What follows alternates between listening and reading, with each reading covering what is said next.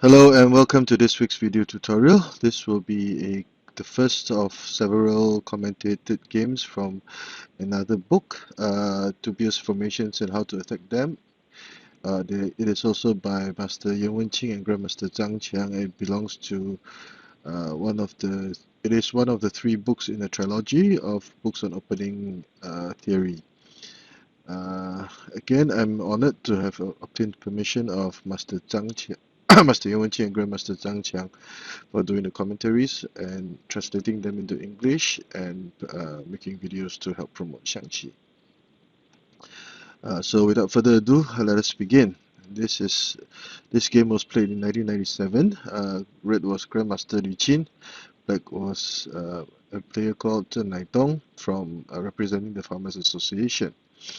So Grandmaster吕钦started with the central cannon, and Black decided to use the same direction cannons, the foul chariot, the rank chariot. So basically the opening system was defined. Red chose to develop his left horse as a proper horse, and Black chose to push his chariot across the palace. P3 plus 1, P3 plus 1, and Red started to attack aggressively with R2 plus 5 for the cross riverbank rank chariot. So far so good. All these moves are considered to be the standard moves in this situation. Now the major issue on the board would be that the chariot was now prepared to attack the pawn and add a lot of pressure to the black's right flank. So in the match, Black played e3 plus 1 to protect the pawn, which would seem to be a natural thing to do. However, because the elephant was moved to the edge file and not to the center, this would weaken Black's right flank, and this would result in a disorderly formation. Now, in the book, it was suggested that Black could have retreated his cannon, c5 minus 1. c5 minus 1, 2 equals to 7, protecting the cannon. Now, at this point in time, this is one of the opening traps. Red cannot capture the elephant, thinking that he will gain material, because if he did, Black would play c2 equals to 3, and the red chariot would be trapped after Black plays e7 plus 5. They'll be in a lot of trouble. So that is why capturing the elephant is not a good idea at this point in time. This is a small opening trap. Say h3 plus 4, and with this trade of cannons, Red would have more space, threatening the chariot, retreating the chariot, trading cannons. But instead of capturing the cannon immediately, Red would take the opportunity to develop the other chariot. Retreat, capture, and another counter capture, forcing the chariot to this file, the 8th file. Again, forcing a trade of material. And at this point in time, Red would have a slight advantage, but Black can accept the situation. This is one of the more famous opening traps in this opening system. So c5 plus 1 is a possibility. Now another possibility would be to play h2 plus 3, say h2 plus 3 instead. Now this would be another aggressive variation. If the chariot captured, the pawn, Black would charge his horse to the riverbank, and this would lead to a very tense and very tight situation, whereby the big game will come very fast, and it will be a all-out battle. So this is also another variation. But out of these three variations, the move e3 plus 1 that was played in the match was perhaps the most undesirable. And since there was a dubious formation, or there was a weakness in the formation now, red targeted the weakness and played c8 equals to 9. Now this is a very powerful move whereby black can threaten to capture the pawn and the cannon could jump all over the place. Now this is a very effective tactic against black in similar situations. Now black advanced his chariot to guard the pawn rank to prevent this from happening. Now he cannot or should not play h2 plus 3 because, as mentioned earlier, the cannon would not attack the chariot, and then he could continue to threaten the chariot again, capturing the pawn, and red would have a significant advantage at this point in time. So that is why h2 plus 3 is not a good idea. Red will continue to develop his chariot as part of his plans after playing c8 equals to 9 for the 5-9 cannons. Black plays the elephant eye horse, and red starts to counter immediately. Now this was another blunder by Zheng Naidong, whereby he played e1 equals to 3 as for the elephant chariot, hoping to storm this line. Instead, he should have played r1 equals to 2 or c2 equals to 3. At least the situation would not have deteriorated so quickly. And seeing that black had made a very significant blunder with r1 equals to 3, red immediately countered very accurately with c5 equals to 6. Now this seemingly benign move would seem awkward because it would give black a chance to capture the central pawn, but red would not have to worry about anything because he would be prepared to play h4 plus 6. The chariot would be protecting the horse over here, and the cannon would be attacking the chariot. And once the chariot moved away, the horse could capture the cannon if it captured the central pawn. So this at this point in time, red adjusted his formation accordingly, and he could now continue to attack with c6 plus 6 or h4 plus 6. And this would be a red would have many options. This would be a double attack, so black would have his hands full. So after capturing the horse, the chariot would threaten to capture the cannon.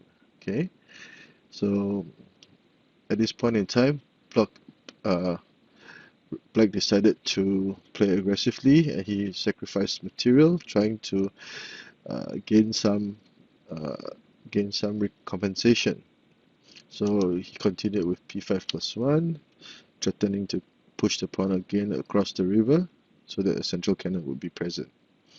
So red captured the horse, and the pawn charged forward, sacrificing the cannon. But red was prepared for this situation and retreated his horse, whereby the horse would now be moved to safety and it would offer some protection of the advisors, etc. And red could still take his time to capture the cannon. If the cannon moved away, red would have gained a horse in the process. So this is a very nice move that red had already anticipated black's attack. So things would spiral downhill very quickly from here on for black. Now c2 equals to 3, and after sacrificing the horse, black would try to find some compensation by threatening this file, but red would now have an extra piece. Red decides to continue to attack in this manner, and red will simply capture the pawn, preparing to offer a counter sacrifice if need be. So black played r4 equals to 5, and this is an aggressive move, giving up the horse. Check.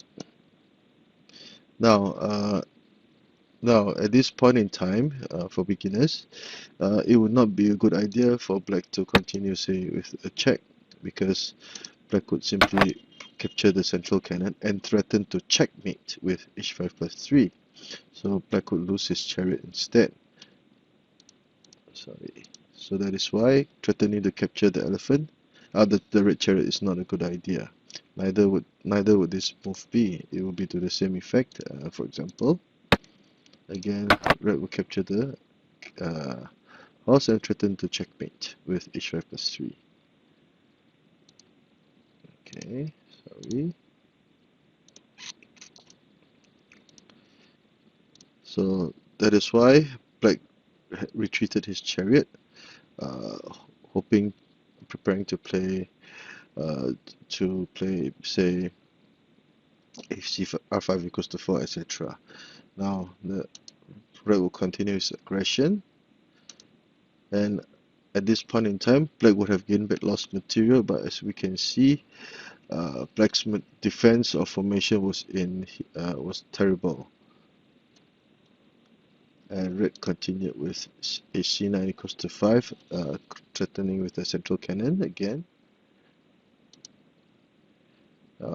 Black tried to find some compensation with a possible smothered cannon checkmate.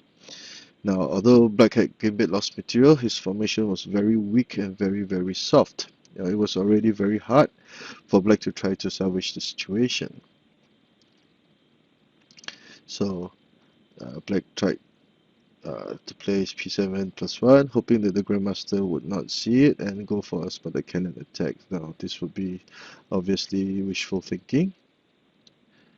Let us see how the grandmaster delivered the final assault. It threatened to capture the black chariot, threatening to checkmate, and the black chariot cannot capture the red chariot, or this would be a check. So that was why black advanced his chariot, and in doing so, red would now gain control of this very important pawn rank, and a black situation would just have deteriorated even more. R2 equals to 3, C2 equals to 3, R2 plus 4. A very nice move, threatening to play, say, C3 plus 1. Now, black tried to save himself with C3 plus 1. Now, as red was now trying to focus or create a flank attack on the bottom rank over here, this would block the chariot from moving over this flank, and hopefully black was hoping that he could survive the onslaught. It would not be a good idea to play a4 plus 5 at this point, because red would simply capture the cannon, capture the elephant in this manner. If black captured the chariot with, let's say, red would checkmate in this manner. So in the process of doing so, black would lose another very important defensive piece, the elephant, and things will become even worse. So that is why p3 plus 1 was played, hoping to salvage the situation. And red continued his merciless attack with, let's say, by retreating the chariot to target the black horse. Now at this point in time, red could only make this move out of exasperation. He could not have retreated his horse, because red would have this very powerful move ahead. By sacrificing the chariot, red would now still threaten to go for the smothered cannon checkmate. Let's say this would be a checkmate, and it would not matter if red captured the cannon or whatever, he would still not be able to prevent the smothered cannon checkmate, and that was why